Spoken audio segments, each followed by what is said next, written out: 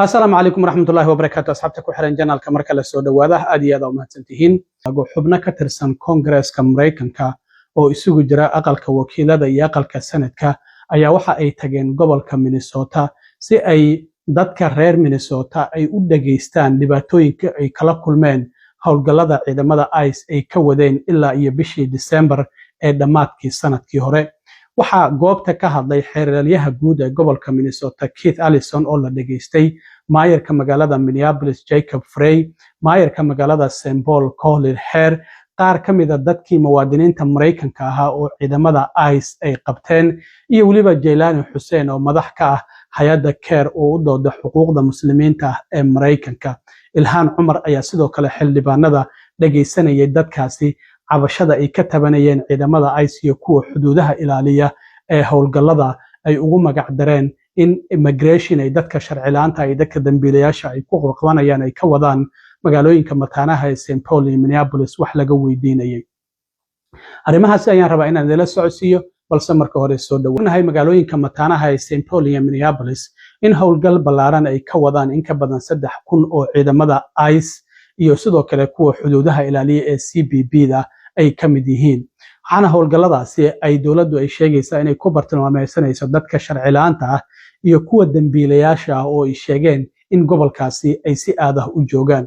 laakiin dhinaca kalena tacadiye ayaa ka socday loo geysanayay dadka muwaadiniinta Mareykanka taasi oo ay ku qasbanaadeen qof waliba baasaboorkiisa in haddii uu ID leeyahay ama baasaboorkii nafsad ahaantiisaba inuu gacanta ku wato oo haddii la istaajiyo oo ciidamada tusiyo. dadka qaarkoodna iyadoo aanba laga ogolaanin inay ciidamada tusiyaan ayaa la qabanayay oo inta la xiro muddo saacadaha la hayo kadibna la soo daynayay.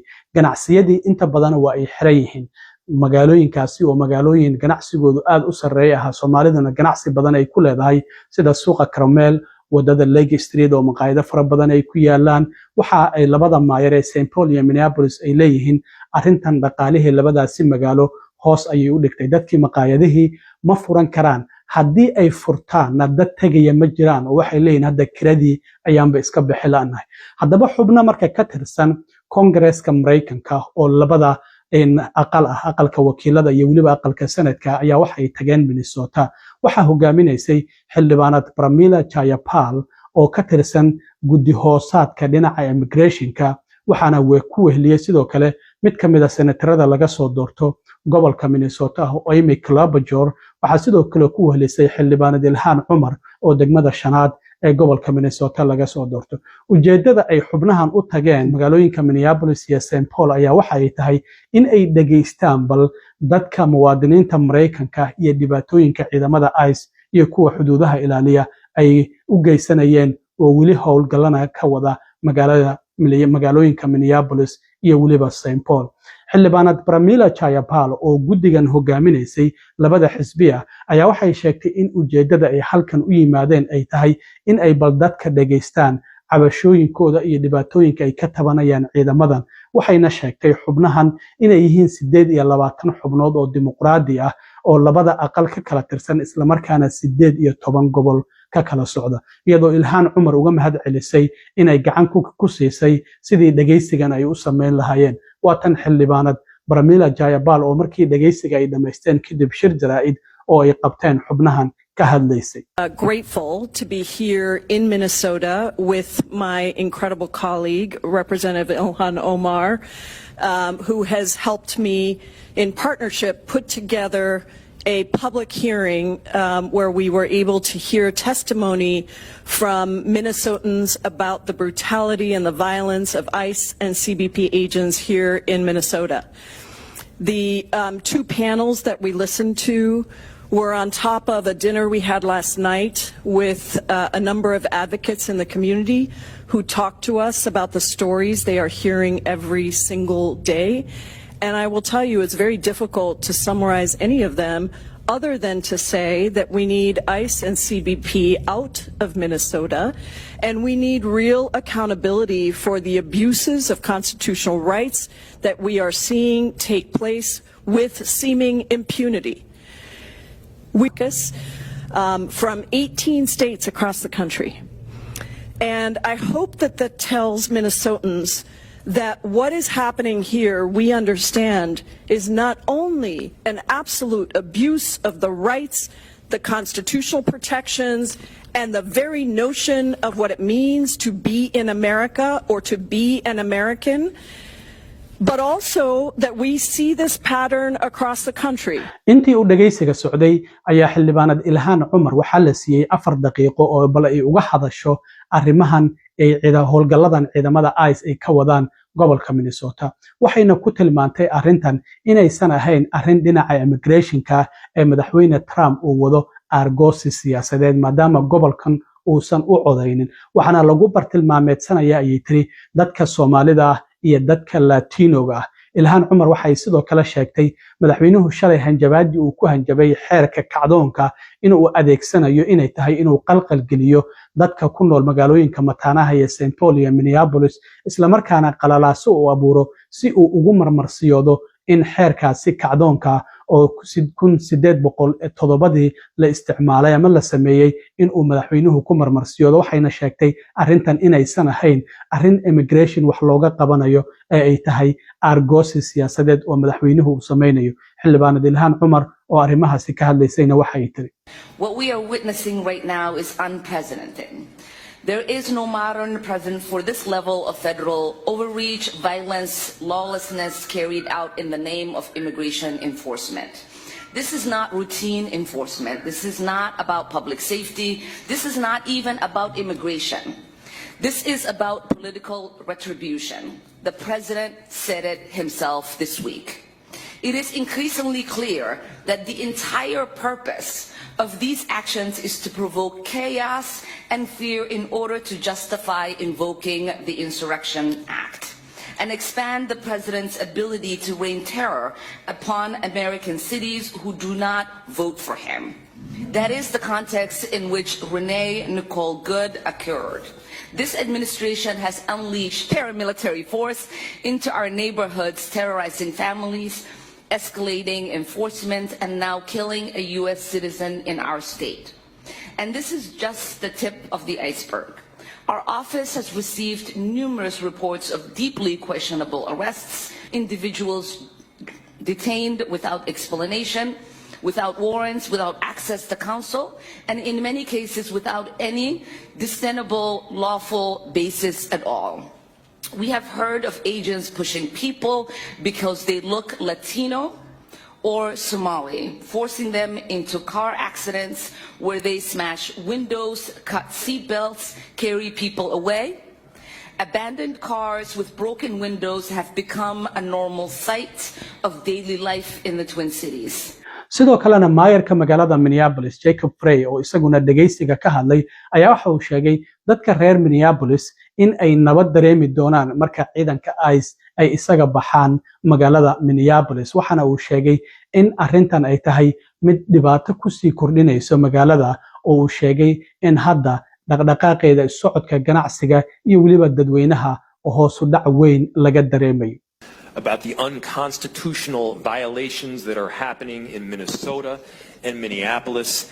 And we put a stop to this because what we're seeing on our streets is unnecessary abuses of force. This is an invasion for the sake of creating chaos by our own federal government to interrupt the daily lives of tens of thousands of people. Said this is not about safety. This is not about immigration. This is about sowing chaos on the streets of Minneapolis. This is about political retribution. And we in Minneapolis are suffering the brunt of it right now. Let me tell you what that looks like. It looks like businesses closing. It looks like people on the streets that are terrified to get picked up. It looks like United States citizens getting taken somewhere where they don't know where they are going nor when they are going to return to their families. It's families torn apart, it's schools closing, it's an unnecessary expense of taxpayer dollars just to try to keep order. If this were about order, there would be a simple way to restore it. And let me tell you a secret. It's not restored by additional federal agents. Order would be restored, and I will make this prediction, if those federal agents left. As soon as they leave, we will have peace, we will have safety, and order will be restored. sidoo kale maayarka magaalada St Paul oo iyada dhawaan la doortay isla markaana iyada nafsad ahaanteedu asal ahaan soo galooti ah ayaa waxa ay sheegtay in iyada nafsad ahaanteeda la taliyaasheeda ay u sheegeen in baasaboorkeeda ay qaadato maadaama ay ka mid tahay dadka ay bartilmaameedsanayaan ciidanka ICE waxayna sidoo kale ka hadashay in 60% dhaqaalaha magaalada St Paul hoos u dhac ku yimid arrimahan immigrationka darteed. The tragic effect of this occupation are rippling far and wide throughout our communities. Beyond the immediate and tragic human toll of rounding up our residents based on what they look and sound like, the economic impacts on our city are far-reaching and likely unquantifiable in the near term. St. Paul Public Schools need to close so that they can offer remote learning for students so that they can feel safe in their learning. We've received reports of federal law enforcement officers going door to door asking people where the Asian people live, right in our very own city. I myself have received advice to carry my passport with me because that they may try to target me based on what I look like as well. Our immigrant, refugee, and communities of color are hurting. I've been meeting with immigrant business owners to develop plans to throw them a lifeline and help them stay afloat. I've heard from them that some of their sales have dropped 60% if they're even able to stay open at all. They are relying on community networks and volunteers to secure their entrances and monitor their parking lots. It is draining their resources and ours. waxaa jirtay wiil Soomaali ah oo horaantii bishii December ay ciidanka ICE ay qabteen oo muwaadin Mareykan oo 20 jir ah Mubashir Khalifa Hussein ayaa la yiraahdaa dadka maanta ay dhageysteen guddigan ka socday Congress-ka ayuu kamid ahaa waxana uu sheegay in maalintii la qabanayay uu shaqo ku jiro break uu qaatay isla markaana xilligaasi uu arkay ciidamada ICE ayna qabteen waxana uu sheegay inuu dhowr jeer ku celceliyay inuu yahay muwaadin Mareykan waxaan isku dayay ayuu yiri inaan tusiyo ID-gayga laakiin waxay yiraahdeen wax macnaha nooma sameynayso arintaasi waa inay wadeen ayuu yiri saacada kadibna waa ay soo daayeen markii muddo saacadaha ay hayeen isagoo arrimahaasi guddiga ka hor sheegaya ayaa waxa uu yiri But my citizenship did not protect me from being physically detained and hurt by ICE agents. On December 10, 2025, I was at work in the Cedar Riverside neighborhood. Around 1 p.m., I heard a commotion and what sounded like whistles and car horns. When I looked out the window, I saw what I assumed were ICE agents on the street. I did not want to be confronted by ICE, so I waited 20 or 30 minutes until the sounds died down before taking my lunch break. As I exited the building, I paused to speak with someone on the street about what had happened earlier. That was when I noticed an unmarked 10 SUV approaching us. A man wearing a ski mask and a police towel vest entered the vehicle and quickly walked towards me. The man did not say stop or identify himself. I turned to walk away, hoping he would leave me alone. The man quickened his pace, grabbed me forcefully, and pushed me into a restaurant and asked, "Why are you running from me?" I was not running. I was just walking away because I did not want to talk to him. I knew that ICE agents had been targeting people that looked like me. I immediately started repeating over and over again, "I'm a citizen, I'm a citizen, I'm a citizen." But the agent did not stop to look at my ID. As second ICE agent entered the restaurant, they dragged me outside and put me into a headlock on the ground. I repeated, "I'm a citizen, I have an ID." The agent kept saying, "That don't matter, that don't matter." They put me in the back of an SUV. While I was sitting in the back of the SUV, my boss came out with a copy of my passport card. He held the paper on the agent's windshield, but the officers ignored him and refused to take the documents into account. They eventually drove me one street over before parking and told me they had to stare my face. I was terrified of what they were going to do a picture of me, and I did not trust them. I would not let them take a picture of me. The officer also kept telling me that they were going to take me in if I did not let them scan my face.